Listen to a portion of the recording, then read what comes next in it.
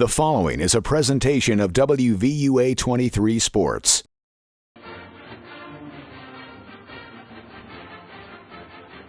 Well, it's my pleasure to be joined by Coach C.M. Newton. I've wanted to sit down with you, Coach, for a long time, and to finally have the opportunity to do so in an extended format like this, I really appreciate you taking some time out for us. Well, I'm happy to do it for you, particularly, and Keith, to help me out.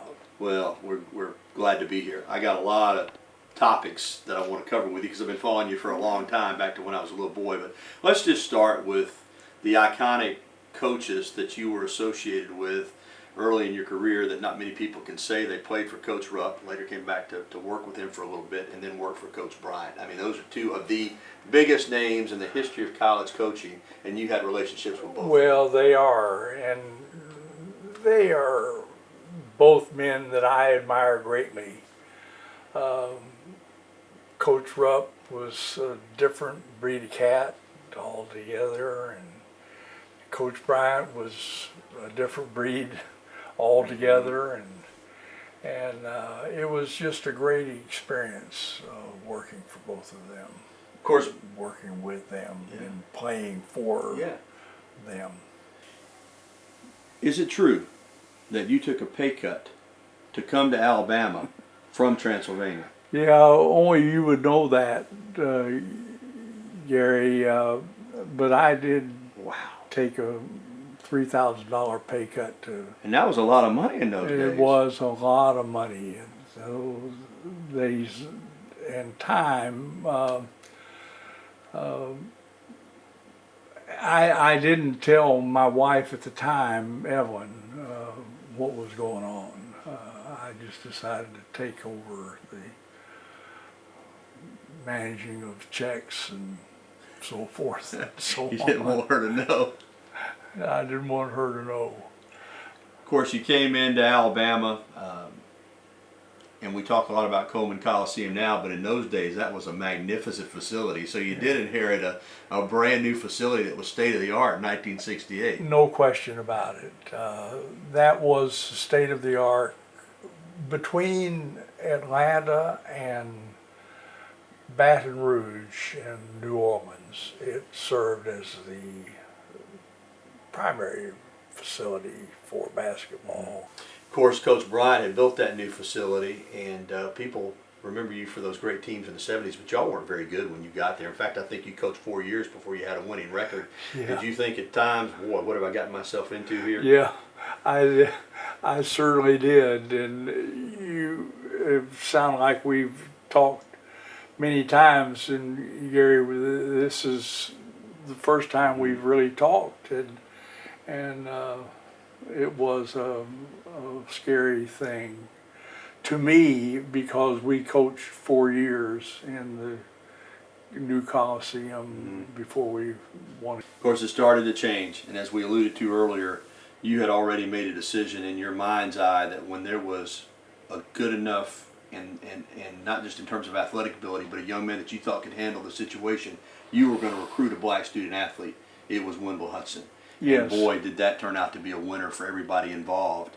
And that's when basketball fortunes started to change at the University of Alabama when he signed with you out of Parker High School. Wendell was a unique kind of kid in every respect, and Anthony Murray was, and so the rest of the kids were Charles Cleveland, and that it happened to be that back in the day, most of the players of the year happened to be black kids, and we felt a lot more comfortable recruiting at home than we did in recruiting somewhere else. And Coach Bryant adopted that philosophy. Right. He had the philosophy when he went, Mama called, and he was a unique man in many ways. Yeah, he didn't want to fly over good players to get to other good players. Take care of your home base first. That's right. Them or not. Well, things did start to change with Wendell Hudson and Charles Cleveland and Leon Douglas, and the list goes on and on. And Coach Newton did have a winning record and won 3 straight SEC championships. Went to an NCAA tournament in 1975, and that set the tone for a 1976 season with one of the most special teams in Alabama basketball history. When we come back, we're going to talk about the evolution of Alabama basketball from an also-ran into arguably the top program in the Southeastern Conference, and a program that could compete nationally with the best, whether it was North Carolina, Indiana, UCLA, or anybody else. Our conversation with the Hall of Famer, C.M. Newton, will continue right here on WVUA 23 after this.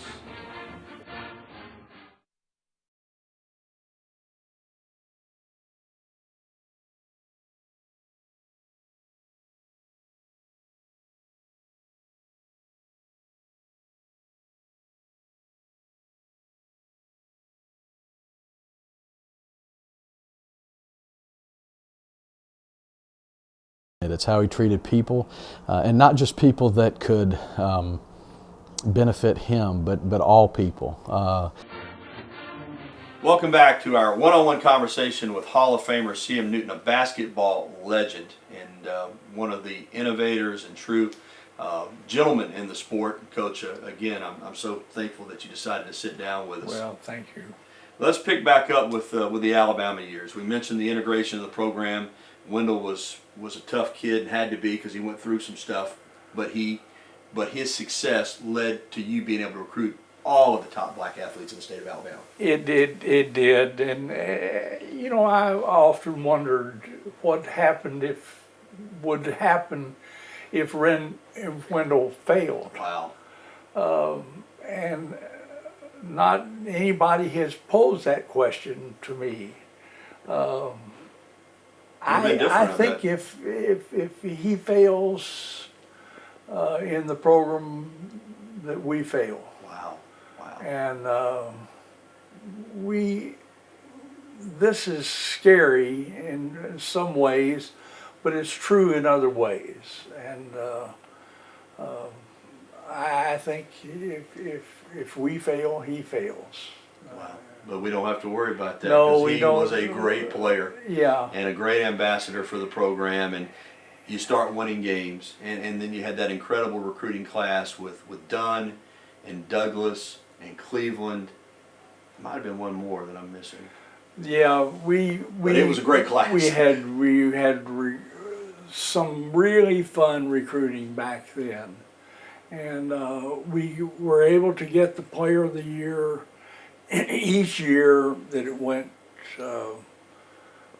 That they were named, Right. and they happened to be black. Yeah. So Coach Bryant, who hired me, was insistent that we have a good program. And Coach Bryant, I told him up front, I said, we'll have to recruit the black because I've been there and I've seen the program and I understand the program. And he said, well, you do what you want. Of course, he started recruiting the black athlete. You were recruiting him. The program's turning around. You go to an NIT, then you go to the NCAA in 1975, and I think it was a very good Arizona State team that ousted you in a high-scoring game. But that next year, I think you felt like going in, you knew you had a special team. You recruited Reggie King as a freshman out of Jackson Hole, and you had Douglas returning, Ricky Brown returning, Dunn, Murray, Keith McCord, Bowerman, and some other role-type players. But let's talk about that 76 team, because even the games you lost were nail-biters. You win the SEC championship. You go into the NCAA tournament, preceding days, you play North Carolina with Kupchak and Phil Ford. And Murray just dominates Phil Ford. And Lagarde. Yeah, great team. And they had a great team. Everybody assumed North Carolina would run you out of the gym, and you blew them out. You know, back then, you didn't play to seedings or anything. And the unfortunate thing that year, particularly, we played the number 1 seeded team in Indiana, Mm-hmm. and the number 2 seeded team in North Carolina. Dean Smith and Bobby Knight, and Hall of Fame coaches, and Hall of Fame players. And you look at the Indiana team that went on and won the national tournament. They had Mays and Buckner and on and on. And that was a period of time where we didn't select who we played. Right. Well, that's where I want to go with this conversation, because you have to play North Carolina and Dayton, Ohio. Yes. Everybody thinks you're going to lose. Yes. You blow them out. Yes.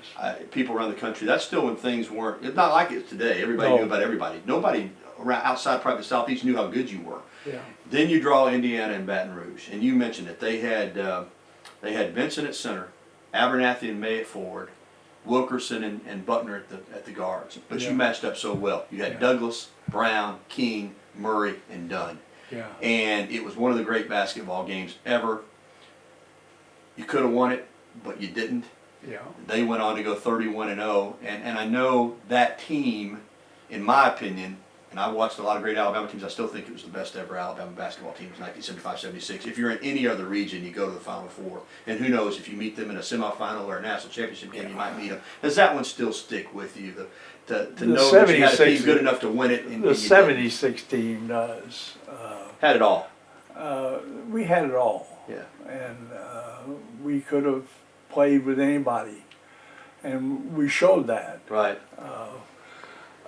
Saying it is not enough, Right. but show it is, Right. is quite a difference. After that loss and the frustration of knowing that you had a great team, did you and Coach Knight ever have any conversations about that game? Did he recognize how good your basketball team was as well? He came into the locker room after that, and Bobby and I don't have any relationship now, which is unfortunate. It's his doing, not mine. But that was he came into the locker room afterwards and said that we were the best team that they had played, and to keep our chin up and keep our heads up and so on. And I felt like we won the game, actually. If you had gotten to a Final Four, and I know this is a question that's hard to answer, but had that team gotten to a Final Four, or any of your really good teams, do you think the history of Alabama basketball afterwards would be different? Would this program be viewed differently? Yes. As not getting to a Final Four affect the way it's viewed? Yes, it would have been different from all standpoints. It would have set the basketball world on its ear, and it would have been the difference. You mentioned Coach Bryant in this part that he played. He came into my office, and the day we left for New York, and we were going to play in the NIT that particular year. Something we'd come in second in the league, and back then you had to win the league, and it's not like it is now. Right. And you had to win the conference, and Coach Bryant came in and he said, "I gave you every opportunity to invite me to go with the team." And I said, "Coach, I invited you to go with the team." And Coach Bailey is sitting in his office, and he will tell you. He said, "I just talked to Sam," and he said, "I know Sam mentioned it to me." He said, "I'll call spring practice off and I'll meet you." And That's awesome. He wanted to go. He was so thrilled and proud for the basketball program. not only wanted to go, he wanted to sit on the bench. Yeah, he did, right there in Madison Square Garden. Oh boy, and it was the greatest thing that ever happened to us, was having the athletic director, and the only athletic director who made the special calling off spring football to come, and he just he made the. That's an awesome story, Coach, and I know made you proud. It shows you what Coach Bryant was all about, not just football. He wanted all the programs to be successful. Yeah. Well, Coach Newton had the great run in the 70s, but he would leave Alabama and go on to stint in the conference office, but his coaching career wasn't over, and certainly his administrative career wasn't over. We'll get into that part of Coach Newton's career when we come back to the special one-on-one conversation with Coach C.M. Newton.